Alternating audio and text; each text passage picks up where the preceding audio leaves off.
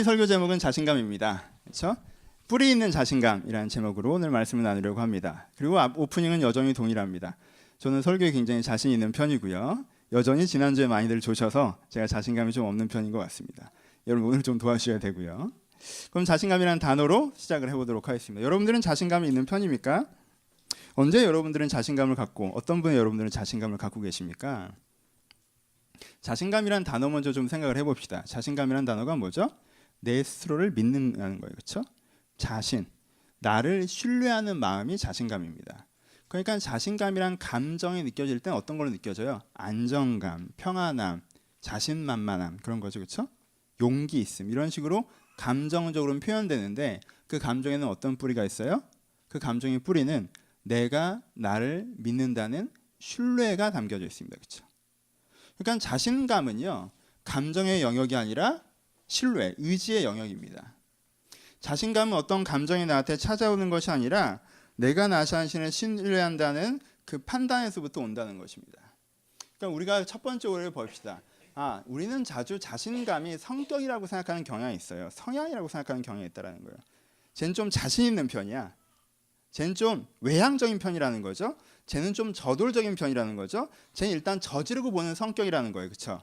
근데 여러분 그게 자신감은 아니에요. 그 외향적이고 저돌적이고 벌리고 보는 성격인 사람이 속으로는요 되게 떨면서 그것을 할 때가 많이 있습니다. 근데요 어떤 사람은요 떨면요 뛰어요. 번지점프대에서 떨면 안 뛰는 애가 있고요 떨면 뛰는 애가 있어요. 서자마자 뛰는 애들. 왜 그래요? 자신감이 넘쳐서 그래요? 아니요. 그게 자기 긴장을 다루는 방법이에요. 도전하고 던지고 부딪혀보고 활달하고 외향적이고 그렇게 풀고 이건 그 사람이 자기를 믿고 있는 자의 특유에 있는 안정감, 평안함, 단단함이 아니라 그냥 그런 패턴을 얘기하는 거예요. 그렇죠? 그러니까 자신감을 성향이라고 생각하는 사람은요. 어떤 사람은 타고나서 가지고 있는 것이고 어떤 사람은 타고나서 가지고 있지 못하는 정서적 기질이라고 보는 것인데 그렇지 않다라는 거예요. 자신감은 그런 외향성이나 저돌성을 얘기하는 것이 아니라 자기 자신을 믿을 때, 내 자신을 믿을 때, 나를 신뢰할 때 갖게 되는 그 사람의 정서적인 현상이기 때문에 자신감은 일단 뭐예요? 성향이 아니라 판단입니다. 그렇죠? 내가 나를 믿을 수 있다고 판단하는 게 자신감이에요. 자신감이라는 감정, 거기에 대해서는 내 자신에 대한 신뢰가 그 뿌리라는 거죠. 그러면은 그 판단의 근거, 내 자신을 신뢰한다는 판단이 그게 뿌리인데 그 판단에 뭐가 필요해요? 그 판단에는 근거가 필요하죠. 그렇죠? 여러분이 또 오해하시는 거 그거예요. 자신감이라고 하는 것들을 야 자신감 있게 생각해. 너를 믿어. 그래야 더 잘할 수 있잖아. 라는 실용적인 관점으로 접근하는 거죠. 야 그렇게 위축되면 뭐해? 전전긍긍하면 뭐해? 겁먹으면 뭐해? 그럼 일이 더 잘 안 풀려. 자신 있게 해야지 안 될 일도 되지. 당당하게 해야지 안 될 일도 되지. 가슴을 쫙 펴. 된다고 생각을 하란 말이야. 이런 식으로 얘기합니다. 그렇죠? 근데요. 인간의 뇌라는 게 그렇게 멍청하지 않아요. 내 자신을 믿을 만한 판단의 근거가 없는데 그렇죠? 판단의 근거가 없는데 근거가 없더라도 그렇게 판단하는 게 너한테 실용적이니까 그렇게 판단하라고 해서 판단하는 게 인간의 뇌가 그렇게 안 된다는 거예요. 사람 머리는요 이성적이어서 내 자신의 스스로가 근거를 발견하지 못하면요 그런 식으로 생각하는 게 좋으니까 그렇게 생각하도록 하지라고 내가 내 스스로를 속이려고 하는 논리에 그렇게 쉽게 마취되지 않습니다. 그렇죠? 저변에 뭐가 깔려 있어요? 불안이 깔려 있어요. 그 사람들은요 사실 계속 되뇌이고 있을 뿐이에요. 자신감을 갖게 되는 게 아니라. 그렇죠? 자기 스스로 자기를 그냥 계속 설득하는 거죠. 야 긍정적으로 생각해. 안 된다고 생각해서 뭐 좋을 게 뭐가 있냐. 그래서 뭘 어떻게 할 건데 일단 된다고 생각하고 해야지. 그렇다고 뭐 포기할 거야? 어쩔 수 없잖아. 어차피 해야 되는 거 좋게 생각해야 돼. 마음을 편안하게 가져. 마음을 편안하게 가져. 그럼 마음이 편안해지십니까? 그렇지 않죠. 그렇게 된다고 해도 내 마음에 머릿속으로만 계속 내가 편안하다 내가 편하다 내가 편하다 난 자신 있다 자신 있다 자신 있다 하는 거지 마음 저변에서 뭐예요? 불안의 바다가 쫙 깔려 있는 거예요. 그렇죠? 그럼 굉장히 자신 있는 것 같지만 널비스하고 자신 있는 것 같지만 즉흥적으로 행동하고 자신 있는 것 같지만 자꾸 그 불안에 가는 스트레스 가운데 일정한 리스크들을 자기가 내 쪽으로 계속 지고 있는 자기 자신을 볼 수 있어요. 여러분 정말 자신 있으면 편안하겠죠. 그렇죠? 정말 자신 있으면 안정감이 있을 거예요. 그러니까 여러분들이 해야 되는 방법은요. 내 자신에게 자신감 있게 생각하라는 사고방식을 주입하는 실용적인 방식이 아니라 이것이 진짜 자신 있을 만한 상황인지 나를 믿어도 되는지에 대한 뭘 발견해야 돼요? 근거를 찾아나셔야 됩니다. 그렇죠? 근거가 있어야 돼요. 그냥 내가 내 자신을 믿어야 되는 근거가 뭔지 그것들을 찾아서 그 근거를 발견하는 사람이 진짜 자신감 속에 쓸 수 있는 것이지, 그런 근거를 찾지 않고 나를 믿어야 돼, 나를 믿는 게 맞는 거야 라는 전제적으로 나에게 접근하는 태도로는 사실 그 사람에게 진짜 자신감은 찾아오지 않는다는 거예요. 그렇죠? 그러니까 찾아보셔야 돼요. 여러분들의 근거는 무엇입니까? 여러분들은 어떤 자신감의 근거를 갖고 있고 어떤 자신감 없음의 근거를 갖고 계십니까? 거꾸로 얘기해보죠. 야, 자신감을 가져, 긍정적으로 생각해 라고 아무리 설명을 해줘도, 설득을 해줘도 목사님 저는 자신감이 없는 성격이에요. 저는 그렇게 생각이 안 되더라고요. 다 맞는 말이죠. 근데 안 될 것 같아요 라고 얘기하는 친구들도 있어요. 그러면은 그 사람이 원래 불안이 많은 거예요? 그 사람이 원래 의심이 많은 거예요? 아니에요. 그 사람은 무언가의 근거를 갖고 있는 거예요. 뭐? 나는 안 될 거라는 근거가 있는 거예요. 뭔가. 그러니까요. 이걸 감정의 영역에서 다루던가 실용의 영역에서 다루면요. 문제가 해결이 안 됩니다. 어떤 사람들은 이상한 자신감을 갖고 살아가고요. 어떤 사람은 마땅히 있어야 될 자신감도 갖지 못하고 살아가는 결론이 나온다는 거예요. 그러니까 우리는 항상 뭘 물어봐야 돼요? 근거를 물어봐야 됩니다. 여러분들이 자신 있어 하는 근거는 무엇입니까? 여러분들이 자신 없어 하는 근거는 무엇입니까? 여러분들은 여러분들을 믿어줄 만한 어떤 근거를 갖고 있고 여러분들은 여러분들을 믿어줄 만한 어떤 근거를 갖고 있지 못합니까? 이것이 우리의 출발점이 돼야 됩니다. 조금 더 가서 2번 더 갈 건데 여러분들 여기서 나를 버릴까 봐 걱정이 되는데 일단 한 번 더 가서, 그러니까 가짜 자신감의 영역을 우리가 생각해 볼 수가 있어요. 그렇죠? 그러니까 먼 자신감이 아니에요. 원래 이제까지 힘든 일을 겪어보지 않아서, 이제까지 어려운 일을 겪어보지 않아서 앞으로도 잘 될 거라고 생각하는 막연한 낙관을 갖고 있는 사람이 자신감 있는 사람처럼 보여질 때가 있어요. 그리고 스스로도 그것이 자신감이라고 생각할 때가 있어요. 그렇죠? 내가 이제까지 어려운 일이 없었어요. 무슨 일이 있으면 이렇게 순적하게 풀려갔어요. 막 어렵더라도 나중에 또 무슨 이렇게 기회가 또 생기더라고. 취업 걱정을 했었는데 딱 어떻게 취업이 됐어요. 결혼 걱정을 했었는데 때가 되니까 좋은 남자가 나타났어. 돈 때문에 걱정했는데 때가 되면 또 돈도 되더라고. 그럼 이 사람과 하는데 뭐가 생겨요? 막상 닥치면 어떻게 되더라라는 생각이 드는 거죠. 그게 자신감이에요? 아니죠. 과거로 인해서 생겨난 낙관이죠. 이 인생에 진짜 어려운 일이 앞으로도 절대 안 일어날까요? 아니요, 일어나겠죠. 사람이 살아가다 보면 진짜 어려운 일 2-3번은 꼭 일어나지 않습니까? 그때 이 사람의 내면은요, 평소에 자신감 있어 보이던 이 사람의 내면은요, 처참하게 무너집니다. 자기 인생에 안 좋은 일이 생겼을 거라는 생각을 못 해본 사람, 그래서 자신감이 있는 것처럼 보였던 사람, 과거에 기반한, 과거에 근거한 자신감을 갖고 있는 사람이죠. 그렇죠? 어떤 사람은 능력에 근거한 자신감을 갖고 있습니다. 난 이건 잘하니까. 과거랑 사실 크게 다르지 않아요. 그렇죠? 과거에 내가 그걸 잘 해내왔었으니까에 대한 부분이죠. 앞에서 제가 잠깐 얘기했어요. 저는 설교에 자신 있는 편이라고. 왜 그렇게 생각했을까요? 이제까지 하면 잘했잖아요. 그렇죠? 근데 지난주에 확 잔단 말이에요. 애들이. 그럼 자신감이 뚝 떨어지죠. 뭐예요? 능력에 근거한 자신감도요. 어느 시점에 자기의 능력이 먹히지 않는다는 걸 느낄 때 현저하게 저하된다는 거예요. 그렇죠? 이제는 더 이상 안 되나? 트렌드가 바뀌었나? 이제까지는 내가 이런 식으로 사람들을 사귀었는데, 이제까지는 내가 이런 식으로 일을 처리해 나갔는데 이 방식으로는 더 이상 일이 안 되는 건가? 라고 하는 순간 그 사람의 자신감은 곤두박질 치겠죠. 그렇죠? 사람들이 일반적으로 갖고 있는 자신감은 과거로 인한 자신감이나 능력으로 인한 자신감이에요. 그럼 3번째, 2가지가 더 있는데, 하나는 아까 얘기했던 실용에 의한 자신감입니다. 사실 자신감이 없는데 자신감이 있는 척 하는 거죠. 왜요? 자신감이 있는 척 하는 게 더 잘 된다고 배웠어요. 그래서 자신 있게 살려고 노력합니다. 하지만 이 사람은 사실은 자신감이 없는 거죠. 그렇죠? 자신감이 있는 척 자기 스스로 약간 허세를 부리는 거죠. 또 4번째 자신감의 사람이 있습니다. 어떤 사람이에요? 부정의 자신감이라고 합니다. 무슨 뜻이에요? 약간 이거죠. 죽기밖에 더 하겠어 이런 거. 무슨 뜻이에요? 사실은 자신감이에요? 아니죠. 포기죠. 어차피 죽는 건데 뭐 죽어 하고 이제 몸을 던지는 마음으로 더 이상 어떻게 안 돼. 이건 뭐 가만히 있어도 이건 망한 거야. 이래 주구나 저래 주구나. 이런 식의 부정의 사고방식. 내 최악을 상정하고 최악이 올 수밖에 없고 지금이 최악이라는 생각 때문에 이것보다 나쁜 게 있겠어? 라는 생각으로 좌충우돌 들이대는 거. 어떤 사람은 이걸 자신감이라고 생각하는 경향도 있어요. 그리고 이 사람들이 되게 무섭습니다. 진짜 자신감 있어 보여요.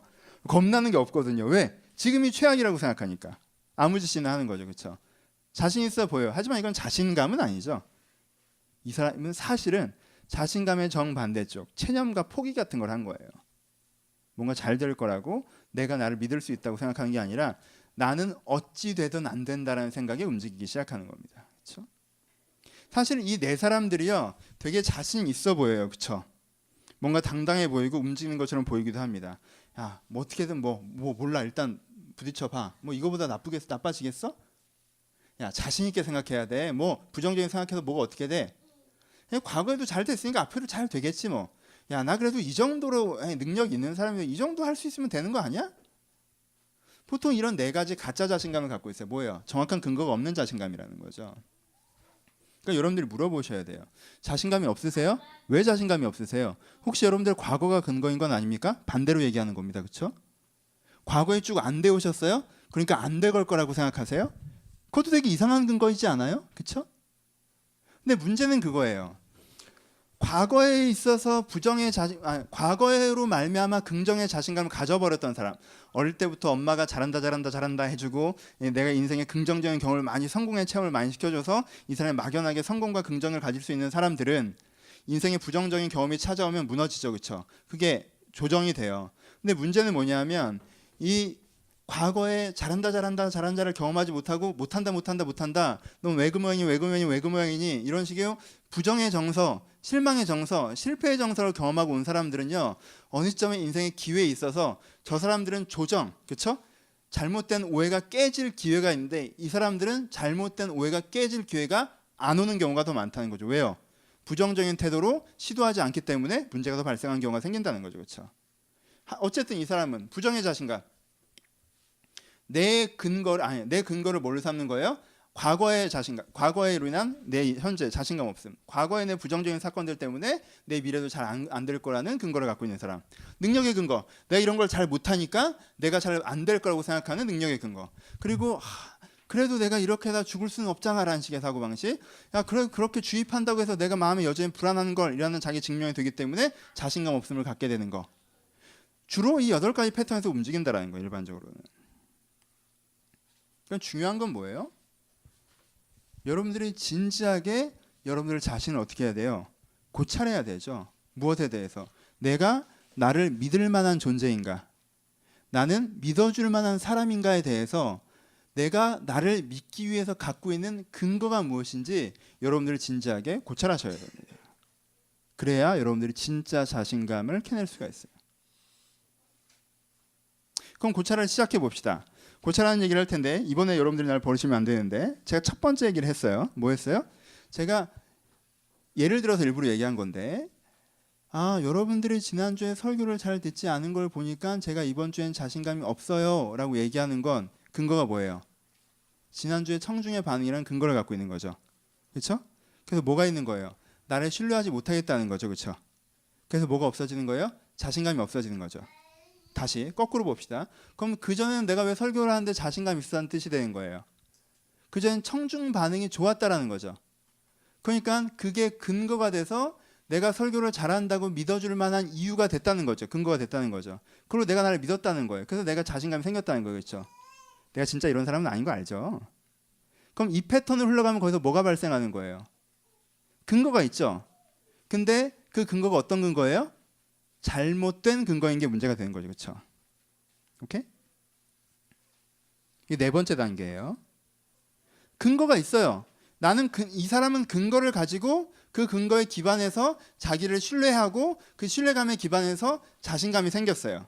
근데 뭐가 왜곡되면 이 근거가 바른 근거가 아닐 때 이 자신감은 가짜 자신감이 되는 거죠. 그렇죠? 아까 이미 얘기했죠. 경험도 좋은 근거가 아니라는 거죠. 그렇죠? 내 일정한 능력도 내 좋은 근거가 아니라는 거예요. 그러니까 잘못된 근거를 가지고 발생을 시킨 내 자신감은 결국 어느 점에서 흔들려 버린다는 거예요. 그러니까 근거를 찾아라라고 했어요. 그럼 더 중요한 건 뭐가 되는 거예요? 내가 내 근거, 내가 믿어줄 만한 사람인지에 대해서 내 근거를 발견하는 view, 해석이 제대로 돼야 된다는 거죠. 시각이 제대로 돼야 된다는 얘기예요. 그렇죠? 그러니까 자신감은 그러니까 어떤 문제로 넘어옵니까? 첫 번째는 감정의 문제인 줄 알았어요. 근데 두 번째는 뭐의 문제예요? 감정의 문제가 아니라 의지의 문제라고 그랬죠. 그런데 더 진행돼 봤더니 뭐의 문제예요? 의지의 문제도 아니라 지성의 문제입니다. 나는 나를 명쾌하게, 명확하게 이해하고 있는가에 대한 부분이에요. 무엇으로? 바른 기준을 가지고. 설교는 무엇입니까? 설교는 가치를 전달하는 거예요. 그렇죠? 그렇게 표현할 수 있어요. 물론 이게 전부는 아닙니다. 가치를 전달한다는 뷰를 가지면, 근거를 가지면 그 다음에 어떻게 돼요? 청중 반응에 상관없이 내가 바른 가치를 전달했는가로 자기 자신감의 근거가 생기게 되겠죠. 그렇죠? 설교는 대중과 하나님과의 소통입니다라고 얘기하면요, 내가 이 대중과 하나님과 내가 설교를 어떻게 하는가에 따라서 소통하고 있다고 생각하면 그 사람이 자신감이 생기게 될 것이고, 소통하지 못하고 생각하면 자신감이 사라지게 되는 거겠죠. 그렇죠? 어떠할지라도, 반응이 좋지 않을지라도, 반응이 좋을지라도 뭐가 바뀌는 거예요? 근거가 바뀌면요, 자신감에 대해, 내 자신에 대해 해석하는 근거가 바뀌면 그 사람이 자신을 믿어주는 개념이 달라지게 되고, 그래서 그 자신감의 뿌리가 달라지게 되는 거예요. 그러면 어떻게 되는 거예요? 주변 사람이 보기에는 별로 자신감이 없어야 되는 사람이 굉장히 자신감을 갖고 있고, 주변 사람이 보기에는 자신감이 있어도 되는 사람들이 자신감이 없어져 하는 상황이 발생한다는 거예요. 그렇죠? 뭐가 달라지기 때문에? 개념이 달라지기 때문에, 해석이 달라지기 때문에 생각하는 거죠. 주변 사람들이 보기에는 저 사람은 능력도 별로 없어요. 상황도 별로 좋지 않아요. 그리고 지금 벌어진 일들에 대해서 이 사람이 뭔가 잘 해내고 있는 게 아니에요. 근데 이 사람은 자신감이 있어요. 왜요? 뭐에 대한 해석이 다르기 때문에, 인생에 대한 해석이 다르기 때문에, 뭐에 대한 해석이 다르기 때문에, 자기가 하고 있는 일에 대한 해석이 다르기 때문에, 뭐에 대한 해석이 다르기 때문에, 자기 자신에 대한 해석이 다르기 때문에. 오케이? 그렇게 되는 거예요. 저를 놓으면 안 돼요. 여러분, 이 부분이 중요해요. 그렇죠? 그럼 그 반대는 뭐예요? 자기 자신에 대한 해석이 제대로 되어 있는 사람은, 야, 그렇게 잘 되고 있는데 왜? 그렇게 네가 잘났으면서 왜? 아니, 지금 잘났고 잘 되고 있는 게 문제가 아니라 내 가치가 변질되고 있고, 내 태도에 문제가 생기고 있고, 내가 하나님과의 소통의 이슈에 문제가 생기고 있어서 내가 전반적으로 약간 세속화되는 경향이 있으면 이 사람에게 자신감이 현저히 떨어져야 정상인 거죠. 그러니까 여러분들 자신을 물어보세요. 여러분들은 자신감 있는 편이에요? 자신감 없는 편이에요? 여러분들은 항상 자신감이 있으셨어요? 항상 자신감이 없으셨어요? 둘 다 문제예요. 왜요? 여러분의 자신감의 근거는 통찰력이 아니란 뜻이에요. 난 자신 있는 사람이세요? 여러분, 세상에 그런 사람은 없어야 됩니다. 왜요? 난 자신 있는 사람이라고 얘기하는 건 그 사람이 하나님과의 관계와 통찰이라는 자기 이해에서부터 자신감을 얻은 것이 아니라 자기의 과거, 능력, 혹은 자기가 자기 자신에 대해서 갖고 있는 어떤 캐릭터로 자기의 자신감의 근거를 삼고 있다는 거예요. 나는 자신감 있는 애야 라는 식으로 자기를 해석한다는 거죠. 반대로 자신감 없다라고 얘기하는 사람도 마찬가지죠. 난 태어나면서 지금까지 항상 자신감이 없었어. 물론 그 사람이 제대로 된 통찰이 없었다는 얘기로 이해할 수도 있겠죠. 그렇죠? 하지만 이 사람이 항상 자신감이 없었다면 이 사람의 근본 문제는 뭘까요? 자신감 없음의 이유를 뭔가 다른 걸로 파악하고 있었던 건 아닐까요? 정리합시다. 오늘 본문 아직 안 들어갔는데 본문 내용은 이미 여러분들 익숙한 내용들이에요. 포인트를 잡으시죠. 이 얘기를 하고 이 이슈를 갖고 오늘 본문을 보시면 돼요. 그러니까 뭐가 필요한 거예요, 여러분? 여러분들에게는 딱 한 가지 필요한 게 여러분의 인생을 바로 해석할 수 있는 기준이 필요한 거예요. 그리고 그 기준대로 내가 내 인생을 해석하는 거죠. 그 다음에 내가 맞다고 생각해 해석된 기준을 선택하고 있다면 그 선택이 여러분들을 신뢰할 수 있는 이유가 되고, 그 이유로 말미암아 여러분들은 자신감을 얻게 되는 거예요. 요 흐름입니다. 그러니까요, 자신감은요, 주관적인 이슈가 아니라 객관적인 이슈예요. 이것을 다른 말로 바꿔봅시다. 시편에서 가장 많이 표현되고 있는 하나님께서 계시니 내가 두려워하지 않겠습니다 라고 하는 이슈의 얘기들이 시편에서 굉장히 많이 나오죠. 이유를 아시겠습니까? 이젠 이게 이해가 되세요? 시편에서 얘기하는 하나님이 계시니 내가 두려워하지 않겠습니다 라는 얘기를 오해해서 설명하면 하나님이 계시니까 환경이 잘 풀려가겠구나, 하나님이 계시니까 내가 뭔가 능력이 생기겠구나 라고 생각을 해요. 근데 여러분들이 교회를 처음 다니지 않는 한 이걸 믿기가 어려워지죠. 왜요? 내가 교회를 다녔었는데 일이 그렇게 순적하게 풀려가지 않았거든. 내가 교회를 다녔었는데 능력이 막 갑자기 내가 생겨서 생각지도 않게 시험을 잘 보고 생각지도 않게 일을 내가 잘 처리해내고 이러지도 않았단 말이야. 그러니까 시편의 말씀이 어떻게 들려요? 공허하게 들리게 되죠. 하나님이 계시니 내가 두려워하지 않겠습니다. 주의 있음이 나의 힘이라. 여호와는 나의 힘이시라. 여호와의 나는 반석이시라. 여호와는 나의 피난처시라. 하나님의 있음이 나를 두렵지 않게 한다 라는 말이 공허하게 들린단 말이에요. 왜요? 여러분들이 어떻게 해석했기 때문에? 하나님이 그저 환경과 내적인 부분에 어떤 기적을 일으키신다고 생각했기 때문에 그렇게 되는 거예요. 그럼 패턴이 어떻게 되는 거예요? 하나님이 계시니 내가 두려워하지 않는다는 뜻이 무엇입니까? 하나님이 계시는 게 뭐예요? 기준이 있다는 거죠. 뭐가 진짜 맞고 틀린지, 내가 누구이고 내 인생이 어떻게 가야 되는지에 대해서 해석할 수 있는 기준이 있다는 거예요. 기준이 있다는 건 무엇을 만듭니까? 내가 그럼 지금 어떻게 해야 되는지에 대한 선택을 만들죠. 그 선택은 뭘 만들어요? 내가 맞고 될 수 있다라는 자기 신뢰의 근거를 만들죠. 근거는 뭘 만듭니까? 내가 잘 되어져 나갈 거라는, 내가 잘 해낼 거라는 신뢰를 만들죠. 신뢰는 뭘 만들어요? 여러분 가운데 두려워하지 않은 자신감을 만들게 되는 거죠. 하나님이 계시니 내가 두려워하지 않겠다. 여호와는 나의 목자시니 내게 부족함이 없으리로다. 나의 힘이 되신 여호와여 내가 주를 사랑하나이다. 여러분은 진정으로 나의 힘이 되신 여호와를 체험하고 계십니까? 하나님이 나의 힘이 되신다. 하나님이 나의 능력이 되신다. 하나님께서 나의 피난처시다. 나의 피할 바위시다. 나의 산성이시다. 나의 요새시다. 그가 나를 지키시고 그가 나를 이기게 하신다. 정말 구약에서 시편에서 도배가 되어 있는 이 얘기들, 하지만 우리의 영혼을 울리지 못한 이 얘기들. 여러분, 하나님이 여러분들 피할 바위라는 걸 아시겠습니까? 왜요? 내가 그런 맞은 기준으로 얻은 그 진짜 자신감을 갖고 뭔가 해나가요. 그럼 뭐가 생겨요? 내 생각처럼 잘 안 되는 것 같은 데가 생길 때가 있죠. 그럼 뭐가 생깁니까? 의심이 생기죠. 뭐가 생겨요? 내 자신감이 흔들리죠. 그때 어디로 피해야 돼요? 어디로 피해야 됩니까? 여기로 피해야 되는 거죠. 그래도 내가 맞아. 하나님의 기준에 이게 맞아. 이게 진리야. 진리는 되는 거예요. 이대로 하는 게 되는 거야. 라고 여기에 자기의 근거인 기준과 해석으로 피하는 거죠. 그럼 거기서 피했다가 어떻게 할 수 있어요? 내가 새 힘을 얻어 다시 한번 나올 수가 있는 거죠. 그렇죠? 그래서 그는 나의 피할 바위가 되시는 거죠. 그는 나의 산성이 되시는 거죠. 왜?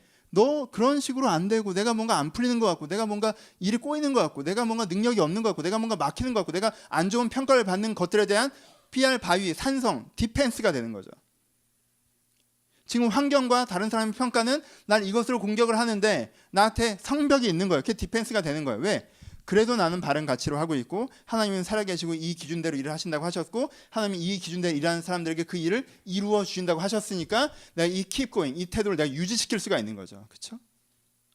그렇게 유지시켰더니 어떻게 돼요? 어느 시점에서 뭘 보는 거예요? 정말 그렇게 되는 걸 보겠죠. 그때 뭐라고 고백하는 거예요? 나의 힘이 되신 여호와여 내가 주를 사랑합니다라고 고백하는 거예요. 우리는 자주 오해해요. 하나님의 기준과 가치는 맞는데, 하나님의 기준과 가치대로 기준 가치가 맞는 건 아는데 내가 그걸 못할 것 같아요. 맞는 것 같은데 내가 못할 것 같아요 라는 이야기는 무언 줄 아십니까?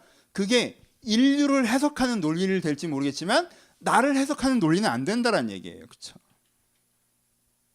여러분, 제가 지난주에 문자 메시지 이런 얘기를 드린 적 있죠. 여러분들은 특별한 사람이 아니라고.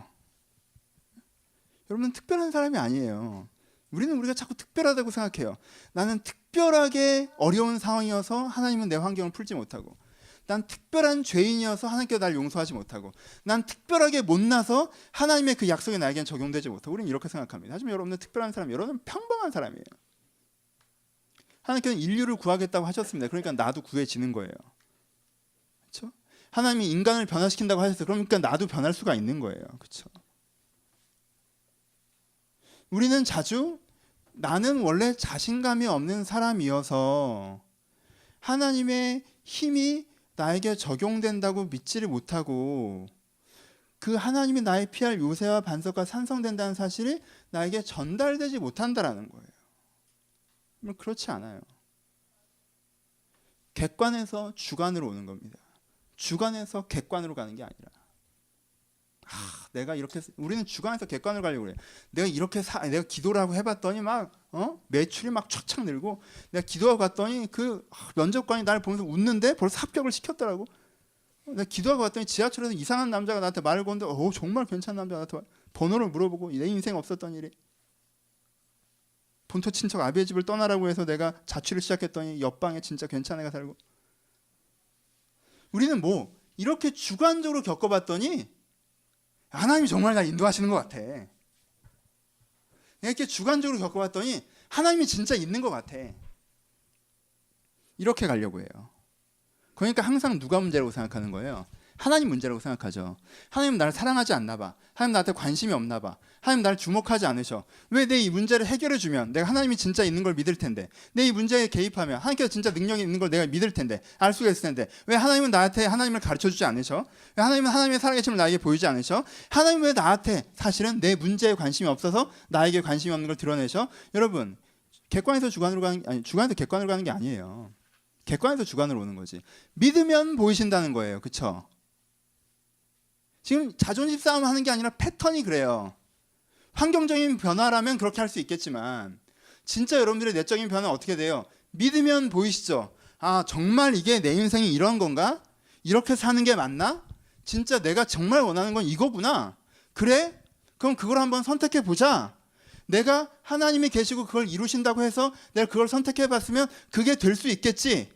자신감을 가지고 누가 그건 아니라고 해도 하나님이 있고 하나님이 된다라고 했으니까, 그렇게 그 객관의 신뢰함으로 주관으로 와보니까 거기에 주관이 발생하는 거죠. 그렇죠? 그렇게 주의 말씀을 붙잡았던 다윗 가운데 일하시고, 그렇게 주의 말씀을 붙잡았던 이스라엘 가운데 일하시고, 그러니 그들이 고백하기를 하나님은 정말 살아계시다고 고백하는 거죠. 그렇죠? 객관에서 주관으로 가는, 주관에서 객관으로, 객관에서 주관. 말씀을 믿음으로, 믿음에서 믿음으로 이르는 것이지 체험에서 믿음으로 가는 게 아니라는 거예요. 우리의 신앙의 출발점, 하나님의 도우심의 출발점, 하나님께 나에게 힘이 되셔서 정말 이 세상 내가 기독교인으로서 자신감 있게 살아가고, 내가 용기 있게 살아가고, 겁내지 않고 살아가고, 난 뭔가 이렇게 긴장하고 살아가고, 난 쪼들리고 이런 게 아니라, 내가 정말 용기 있게 자신감 있게 기독교인으로서 당당하게 살아가는데 여러분들 필요한 것은 하나님의 역할이 아니라 맨 먼저 나의 역할이라는 거예요. 우리는 그렇게 당당하고 용기 있게 살려면 하나님 차례인데, 내 쓰이는 2번이고 하나님 쓰이는 1번이어서 하나님이 지금 먼저 그걸 하면 내가 그 다음에 그걸 할 텐데 라고 이렇게 해놓으니까 계속 난 스탠바인 거잖아요. 그러니까 누구에게 원망했어요? 하나님께 원망이 쌓이는 거죠. 아무것도 안 하면서. 그게 아니에요. 믿고 해보세요. 그럼 그게 맞다는 걸 보이실 거예요. 믿고 해보세요. 그럼 그게 맞다는 걸 보이실 거예요. 그 패턴으로 가는 겁니다. 오늘 본문은 뭡니까? 이제야 본문 들어가는데, 본문이 쉬워서 그래요. 그렇죠? 12 정탐꾼 얘기가 나옵니다. 여러분 교회 바운더리에 돌아다니셨던 분들, 뭐 간접적으로 영화와 드라마를 보셨던 분들 다 이런 것들 알고 계시죠? 이 스토리가 있습니다. 12 정탐꾼, 이스라엘 백성이 이집트에서 출애굽했습니다. 그렇죠? 광야에서 2년여의 시간을 보냈어요. 그리고 약속의 땅으로 들어가려고 합니다. 이 사람들은 그 약속의 땅에 들어갈 생각이었어요. 그래서 12명의 정탐꾼을 보내어서 그 땅이 어떠한지 길과 지방을 탐문하고 오라고 정탐꾼을 보냈습니다. 그리고 그 다음에 10명과 2명의 반응이 갈라지는 거죠. 그렇죠?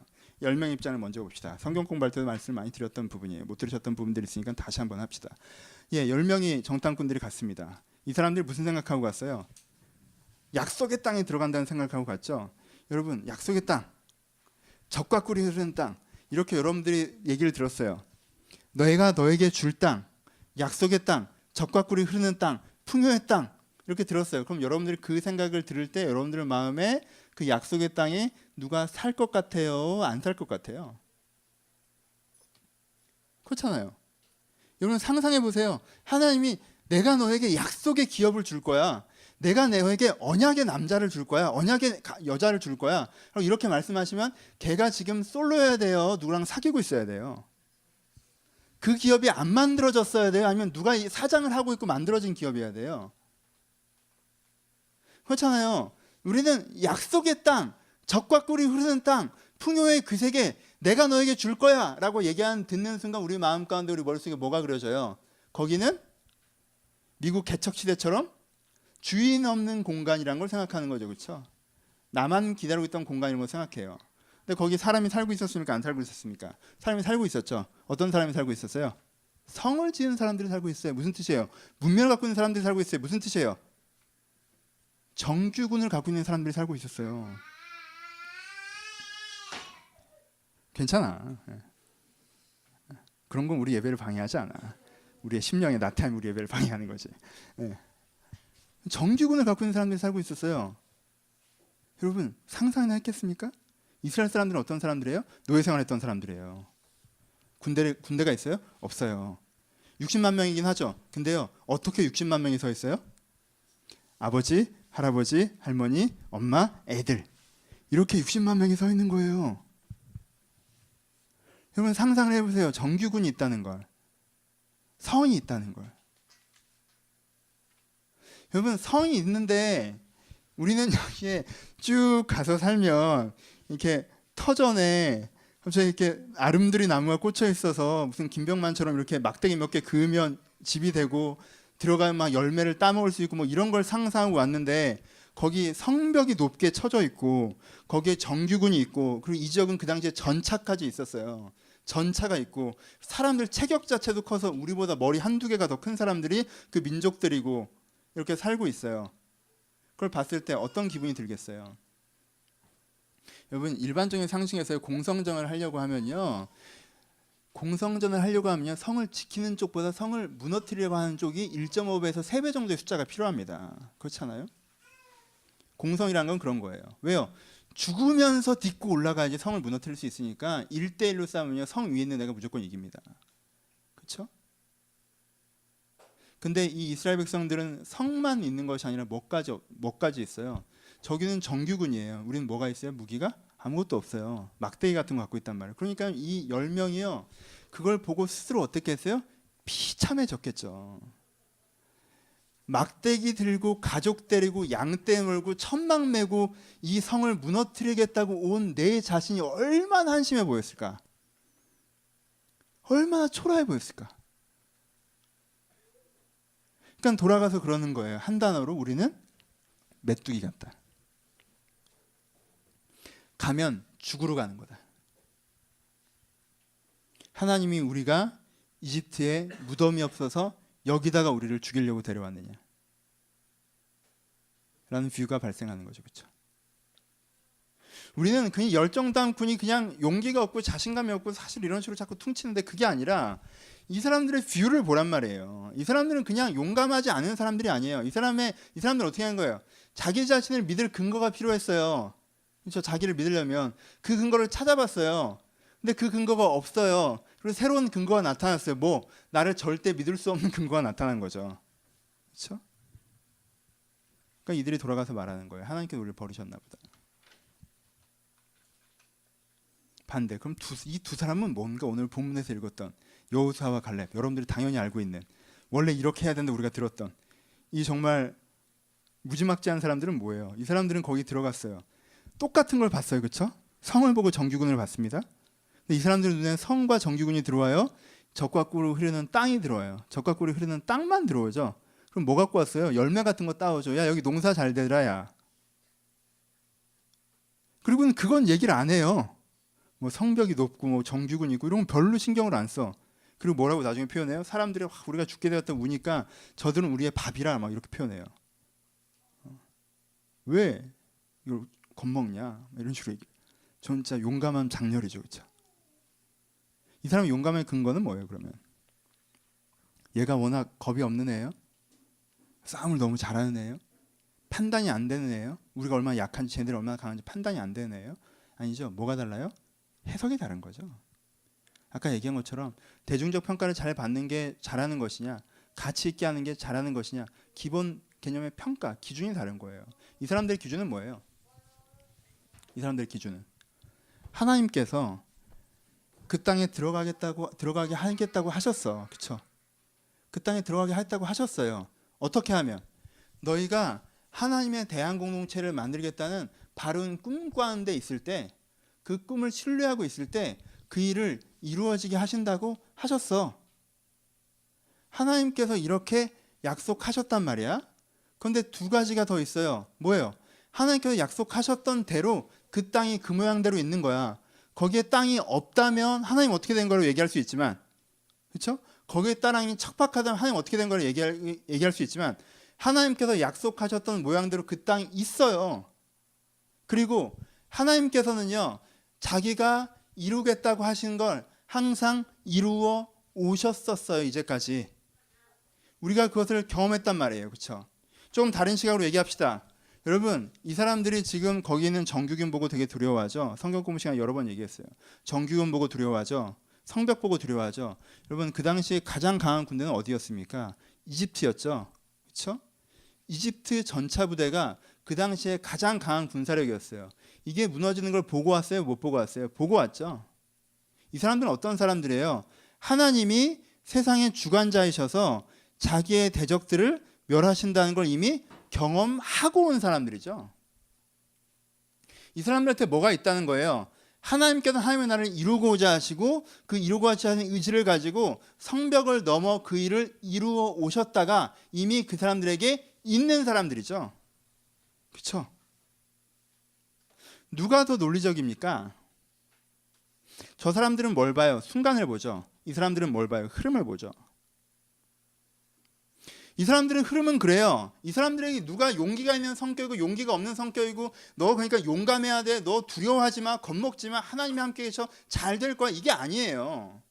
그렇게 용기를 갖는 게 아니에요. 여호수아의 갈렙처럼 겁을 먹으면 안 돼. 뭐가 두렵니? 네 안에 성벽이 다 무너질 거야. 이렇게 되는 게 아니에요. 그렇죠? 그리고 그걸 믿기엔 우리는 너무 많이 성벽에 부딪혀 왔단 말이야. 그건 아니야. 근데 포인트는 어디 있어요? 그러니까 이 해석에 있는 거죠. 뭐에 있는 거예요? 이 사람들은, 이 여호수아 갈렙은 뭐가 있어요? 하나님께서 원하시는 건 이거고 에서부터 출발하는 거죠. 그리고 그걸 이룬다고 하셨고, 그래서 나는 그걸 지금 선택했고, 그러니까 그것이 내가 나를 믿을 수 있는 근거가 되고, 오케이? 그러니까 그 사람들은 자연히 용감하죠. 자연히 자신감이 있죠. 뭐가 다른 거예요? 해석이 다른 거예요. 해석이 다른 거예요. 우리는 어떻습니까? 그러니까 중요한 포인트는 뭐예요? 우리가 뭘로 해석하고 있는가 하는 거예요. 여러분들의 인생을 여러분들이 무엇으로 해석하고 있는가가 가장 메인의 장면이 되는 거예요. 자신감 있으세요? 자신감이 없으세요? 그건 상관없어요. 중요한 건 뭐예요? 여러분들이 여러분 자신을 사실 지금 뭐로 해석하고 있느냐는 거지. 여러분 오해하지 마세요. 하나님이 여호수아와 갈렙에게 나타나셔서 내가 너와 함께 할게, 내가 너를 도울게, 두려워하지 마, 놀라지 마, 놀라운 꿈을 이룰 거야, 이렇게 얘기하셨어요? 아니에요. 그 언약은요, 그 당시 60만 이스라엘 사람들한테 동시에 주어진 거예요. 그렇죠? 대중적으로 주어진 거예요. 객관적으로 주어진 거라는 거예요. 그렇죠? 나머지 10 정탐꾼도 똑같은 언약을 받았어요. 그 언약으로 해석할 뷰가 없었을 뿐이지. 그렇죠? 객관적으로 하나님, 주관적으로 하나님께 나타나셔서 나한테 말씀하시고 우리는 알아주고 우리는 자꾸 그러면 내가 믿지라고 생각해요. 그렇지가 않아요. 지금 이 두 사람도 그렇게 들은 게 아니에요. 보편적인 메시지로 들은 거예요. 그렇죠? 그럼 여호수아와 갈렙에게 있었던 일이 우리에게도 해당됩니까? 해당됩니다. 왜요? 여러분들에도 뭐가 있기 때문에? 보편적인 메시지가 있기 때문에 그래요. 하나님께 우리 가운데 뭐라고 하셨습니까? 하나님께 우리 가운데 언약하신 것이 무엇이죠? 우리들의 문제는 죄의 문제다. 네 생각대로 판단하고 네 하고 싶은 대로 하고 네 인생을 네 스스로 끌고 갔던 게 네 문제다. 하지만 내가 이 문제를 해결해 주겠다. 네가 원하면, 네가 믿으면 하나님의 기준을 알 수가 있고 하나님의 뜻을 알 수가 있어. 그리고 네가 그래서 그 죄에서의 자유, 하나님의 뜻을 원하고 아는 사람이 될 수 있어. 그리고 하나님께서는 이런 사람들의 하나님의 나라, 바른 기준을 말하고 바른 기준대로 행동해서 서로가 함께 더불어 살아가는 대안적인 나라라는 공동체를 만드실 거야. 그러면 변화된 네가 그것을 만들어 가기까지 이 땅에서 세상과 부딪히면서 빛과 소금으로 사는 거야 라는 게 현대 기독교인들에게 주신 언약의 패러다임입니다. 그렇죠? 이게 우리가 가진 거예요. 하나님께서 나에게 말씀하신 적이 없어요. 나에게 꿈에 나타나셔서 야, 내가 봉연아, 내가 너와 함께한다. 내가 반드시 너를 위대한 목사로 키울게. 네 목회가 잘 될 거야. 넌 어떤 일이 생겨도 뭐 어떻게 되지 않을 거야. 이렇게 얘기하지 않으셨다는 거예요. 그렇게 얘기하신 적도 가끔 있는데 그건 뭐 못 믿겠어요. 잘 뭐. 응? 그런 게 나를 지키는 게 아니에요. 아, 그런 메시지를 주셨으니까 아, 그래, 그렇게 됐으니까 어떻게든 되겠지. 이렇게 가는 게 아니란 말이에요. 우리는 모두가 뭘 갖고 있어요? 보편 언약을 갖고 있습니다. 김보영 목사가 목회를 합니다. 내가 잘 될 거라는 소망을 어디서부터 갖습니까? 아, 하나님께서 원하시는 교회 공동체를 내가 만들려고 선택했다. 에서부터 내 자신감이 오는 거예요. 그럼 내 두려움이 어디서 와요? 난 지금 정말 하나님께 원하시는 대한공동체, 교회 공동체를 만들려고 하고 있는 것인가? 여기 내 욕심이 없나? 내 주관이 없나? 내가 오해하고 있는 거 아닌가? 사실은 내가 편하자고 하는 건 아닌가? 내 이해관계로 포장하고 있는 건 아닌가? 그게 흔들리면 나한테 뭐가 와야 돼요? 두려움이 와야죠. 그렇죠? 그러니까 싸움은 어디서 시작되는 거예요? 안쪽에서 시작되는 거죠. 내가 정말 이 가치를 선택하고 있는 이 패러다임 속에 있느냐? 이 패러다임 속에 없느냐가 내 두려움과 용기여야 되는 거예요. 그렇죠? 우리가 다 마찬가지죠? 하나님께서 어떻게 하려고 하세요? 하나님께서 여러분들을요 건강한 나라의 한 사람으로 만들어 가려고 하세요. 그렇죠? 그게 성경 얘기하는 거예요. 그건 믿잖아. 하나님께서 인류를요 천국 시민권자로 만드는 게 하나님의 꿈이세요. 그렇죠? 무슨 뜻이에요? 바른 가치와 기준을 가지고 더불어서 살아가는 사람들로 만들고 그런 세상 속에 있게 하시는 꿈을 갖고 있어요. 그렇죠? 그러면 누구부터 변해야 돼요? 나부터 변해야 되죠. 그렇죠? 왜? 난 이기적인 놈이니까. 난 나밖에 관심이 없는 사람이니까 나부터 변해야 돼요. 그러니까 두 가지 약속을 지었죠. 너도 변할 거고, 그렇죠? 네가 변하면서 너는 세상에 빛이 될 거야. 세상을 좀 더 나은 곳으로 만들어가는 사람이 될 거야. 이게 하나님께서 우리 가운데 주신 뭐예요? 보편 언약이에요. 인류에게 주신, 인간에게 주신, 그래서 나에게 주신. 왜? 나도 사람이니까. 여러분들도 사람이잖아요. 최소한. 그렇죠? 우린 사람이에요. 그럼 여전히 이 언약이 나에게도 해당되는 거예요. 그럼 그것으로 내가 오늘 나를 해석하는 거죠. 그럼 내가 오늘 뭘 해야 되지? 내가 변하기 위해서? 내가 오늘 뭘 해야 되지? 조금 더 세상을 나은 곳을 만들기 위해서? 내가 정말 이 기준으로 타협하려고, 하나님도 좋고 나도 좋고 이런 거 말고 정말 내가 이 기준으로 내가 오늘 뭘 해야 되지? 선택하는 거죠. 그리고 그 선택이 여러분의 자신감의 근거가 될 것입니다. 그렇죠? 그리고 그런 근거를 갖고 있는 사람이 두려워하지 않고 놀라지 않고 살아갈 수가 있는 거예요. 그래서 모세가 여호수아에게 두려워하지 말라 놀라지 말라 하면서 무슨 얘기를 합니까? 주의 언약과 율례를 붙잡으라고 해요. 무슨 뜻이에요? 11조 잘 내고 교회 잘 가면 네가 편안할 거라고 얘기하는 거예요? 아니에요. 이 해석적 관점을 놓치지 말라는 거예요. 그러면 네가 두려워하지 않고 놀라지 않을 수 있다는 거예요. 그렇죠? 다윗이 솔로몬에게 두려워하지 말고 놀라지 말라고 하고 네 율법책을 네 입에서 떠나지 말게 하라고 합니다. 성경책 계속 읽으면 두려움이 사라질 거란 얘기예요? 아니에요. 이 해석적 관점에서 너희가 물러나지 말라는 거예요. 그럼 네가 두려워하지 않고 놀라지 않을 수 있다는 겁니다. 내가 어떤 사명을 갖고 있고 무엇을 향해서 바라보며 그것을 향해서 살고 있는지에 대해서 이 이해를 갖고 그 선택을 하고 있을 때 내가 내 자신에 대한 뭘 갖고 있을 수 있는 거예요? 자신감을 가질 수 있는 거예요.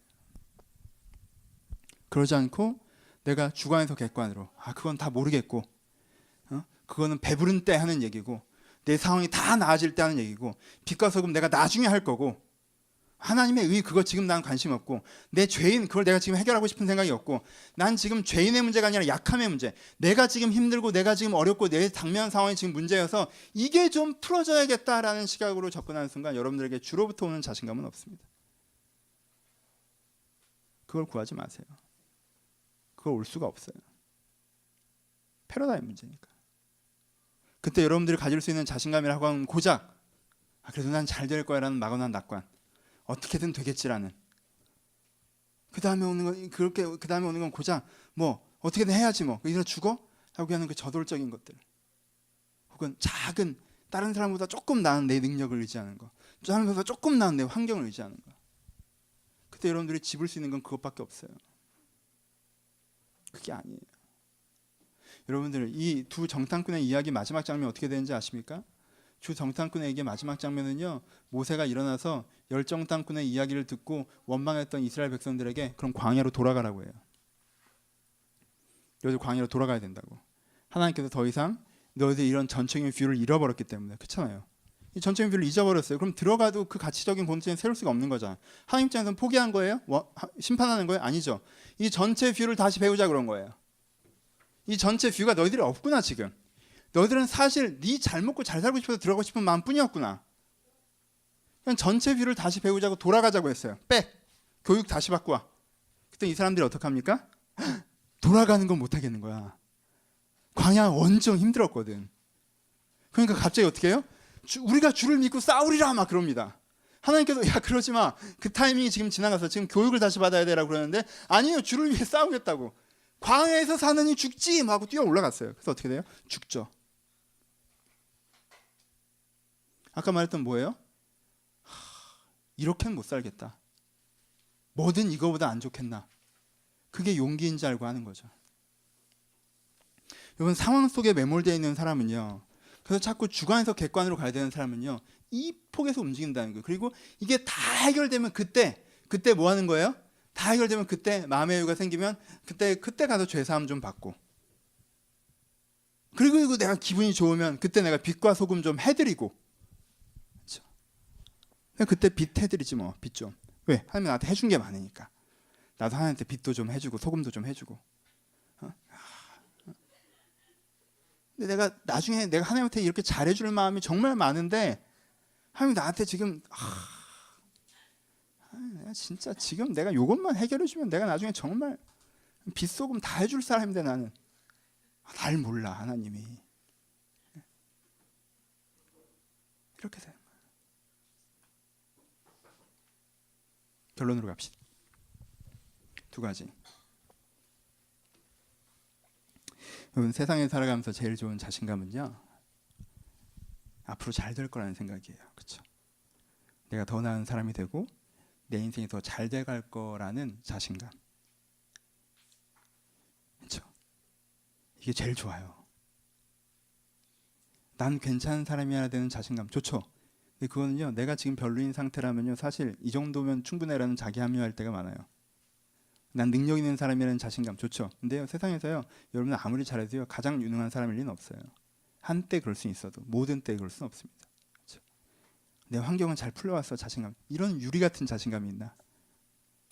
내가 이제까지 잘 돼왔어라는 그 정말 막연한 근거 없는 자신감에서 벗어나세요. 여러분 그냥 여러분이 잘나서 그랬던 운이 좋았던 거예요. 그냥 그걸 여러분들의 자신감의 근거로 삼으시면 안 돼요. 그런 자신감은 되게 좋지 않아요. 물론 막연한 낙견 잘 될 거야, 막연한 낙관을 갖자는 게 아니에요. 뭐예요?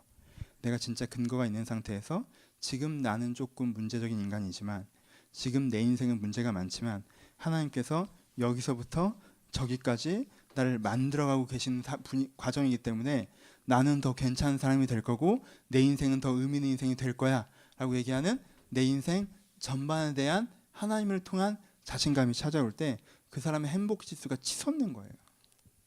그렇죠? 그리고 이 자신감을 가지려면 어떻게 돼요?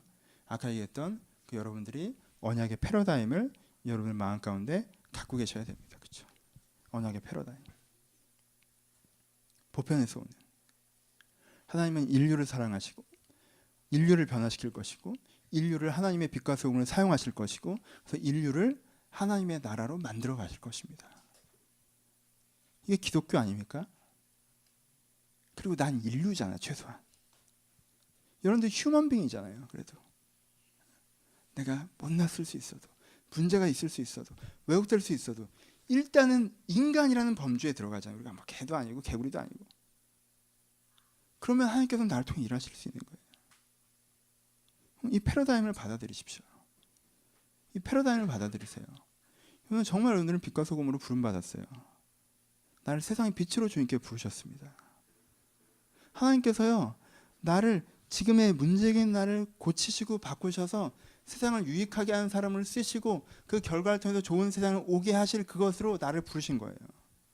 그 자체를 받아들이는 게 나에게 필요하다는 것입니다. 세 번째 마지막 얘기. 우리는요 과거와 미래의 사이에 내 지금 현재를 둬야 됩니다. 그렇죠? 어떤 사람들은 너무 과거를 쳐다봐요. 내가 이래서 안 됐고 저래서 안 됐고 이게 문제고 저게 문제이고 내가 이래서 내 정서가 어떻구나, 이래서 내 생각이 이렇구나, 이래서 내가 이렇게 됐구나. 여러분 상담 받으십시오. 심리학 전공하세요.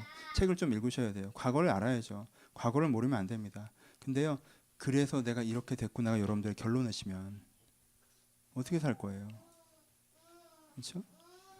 나는요 여기서부터 왔으나 저곳으로 가는 사람으로 나를 받아들일 수 있어야 돼요.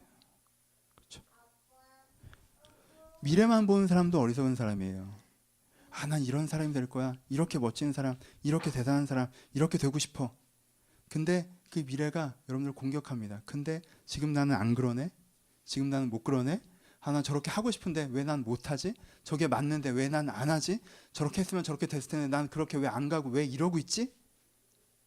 미래가 나를 공격해요. 과거만 돌아보는 사람들은요 주저앉고요. 미래만 쳐다보고 있는 사람은요 맞아 죽습니다.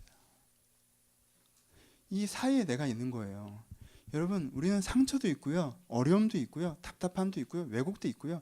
기질상 문제도 있습니다. 그렇죠? 우리는 그거로부터 걸어오는 거예요. 하지만요 우리는 세상의 빛으로 되는 것까지 걸어갈 거예요. 그러면 나는 여기서 출발해서 거기 도착할 때까지 어디쯤 서 있나를 주님 앞에서 찾아보면 되는 거예요. 그렇죠? 내가 지금 어디쯤 서 있나?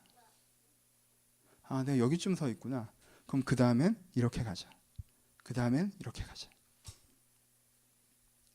그 시각을 유지하고 있으면 그 프롬에서 투 알파와 오메가 되신 하나님, 처음과 나중 되신 하나님 속에서 나를 보고 있으면, 그렇죠? 나를 보고 있으면 내가 오늘도 내가 얼마만큼 잘 알고 있는가에 상관없이, 얼마만큼 평가받고 있는가에 상관없이, 심지어 신앙적으로 얼마나 순결한가에 상관없이, 그런 것과 상관없이 내가 내 인생 자체, 내 존재 자체에 대한 자신감을 회복할 수가 있습니다. 진짜 말씀 마칩시다. 이 설교의 출발은 여기서 출발했겠죠. 제가 온갖 좋은 얘기를 해주면 목사님 참 좋은 얘기예요. Good for you 라고 얘기하시는 분들. 목사님은 원래 자신 있는 캐릭터잖아요. 목사님 자신감 넘치는 게 보여요. 막 원래 성격이 그래 먹은 거겠죠. 보통 되게 목사님 잘난 척 하잖아요. 원래 성격이 되게 지가 또 잘난 줄 알잖아요. 되게 긍정적인 부모님 밑에서 자라셨나 봐요. 성공의 경험이 되게 많으신가 봐요. 성격이 원래 활달하신가 봐요. 여러분 저 긍정적인 부모 밑에서 자라지 않았습니다. 제가 뭐라든 저를 격려해주고 칭찬해주는 부모 밑에서 자라지 않았어요. 여러분 저희 학교 자랑스럽지만 저 단국대 천안 캠퍼스 나왔어요. 저 강남 한복판 경기고등학교 나와서 글로 처박혔거든요. 뭐 얼마나 인생의 성공의 경험이 있겠어요? 네? 저 그렇게 큰 인생의 성공의 경험을 경험하지 않았어요. 저 원래 기질이 내성적인 사람이에요. 저 내성적이고 예민한 사람입니다. 제 아내가 알아요. 얼마나 성격 더러운지. 예민한 사람이 당당하게 얘기하면 성격이 안 좋거든요. 예민하고. 전 그런 게 아니에요. 목사님의 환경 정도면 저도 자신감을 내가 개척교회 목사가 뭔 환경이 그렇게 좋은데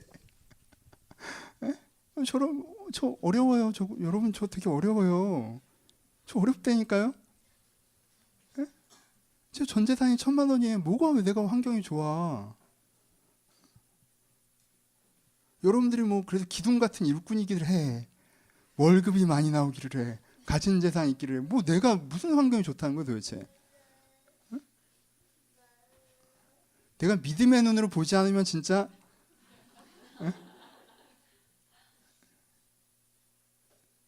그런 게 아니에요.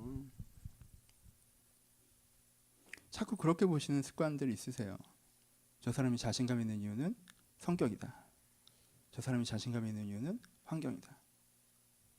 나는 하나님의 말씀이 다 맞지만 난 자신감이 없다. 난 그런 성격도 아니고 그런 환경도 아니다.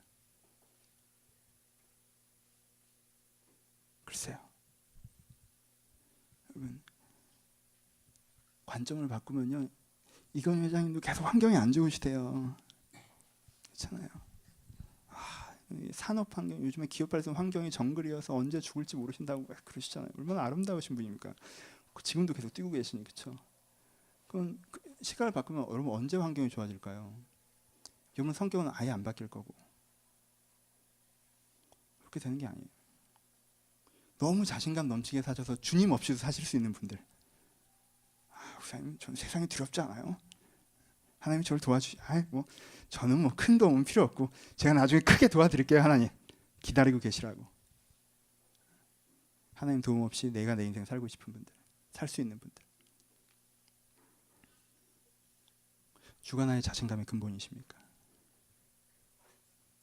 내가 하나님의 언약 속에서 주님께서 나를 바꾸시고 세상을 바꾸시고 그래서 내가 너를 빛과 소금을 쓰신다고 하셨기 때문에 내가 그 선택을 하고 그 꿈을 보는 한 하나님께 나를 그렇게 하실 것이다라는 주로부터 오는, 아버지부터 오는 그 자신감이 내 안에 있으십니까? 나의 힘이 되신 여호와여, 내가 주를 사랑하나이다. 주는 나의 요새시오 피난처이시오 반석이시오. 내 일이 잘 풀려갈 거라고, 남들보다 쉽게 갈 거라고, 남들보다 편하게 갈 거라고 얘기하는 것이 아니라 주의 기준으로 내가 살아가기 때문에 주의 일이 마침내 이루어질 것이라고 고백하는, 다윗이 고백했던, 인생에 너무 많은 가족사가 있어서 다 설명할 수가 없고 너무 많은 질곡이 있어서 다 설명할 수가 없지만 그래도 내 인생의 주님께서 나를 항상 피난처셨고 항상 반석이시다고 고백하는 그 다윗 같은, 지금 여기 있는 열 정탐꾼 아닌 이 두 정탐꾼처럼 지금도 내 눈앞에 성벽들이 보이고 내 눈앞에 적군들이 보이고 내 눈앞에 전차들이 보이지만 주는 나에게 반석이셨고 방석일 것이라는 걸 믿기 때문에 내 환경에 상관없이 지금 내가 주님의 언약의 땅으로 가고 있는 중이기 때문에 여전히 내 자신 신뢰할 수 있는, 여기서 고백하는 것처럼 하나님께서 우리를 함께한다는, 여호와를 거역하지 말라, 그 땅을 백성을 두려워하지 말라, 그들은 우리의 먹이라, 그들의 보호자는 그에서 떠났고 여호와는 우리와 함께 하시느니라 라고 고백하는 하나님이 내 자신감의 근거가 되는, 여러분들 그 자리에 다시 서시길 바랍니다. 뭐가 맞는지는 알겠지만 세상이 워낙 험해서 정말 치이러고 사는 것이 아니라 이들도 험한 세상에 살았던 걸 좀 기억해 주시고 내가 여전히 주를 신뢰할 때 주께서 거기서부터 내 인생의 꿈을 이루어 가실 것을 신뢰하시면서 그 자신감 속에 서시기를 주님의 이름으로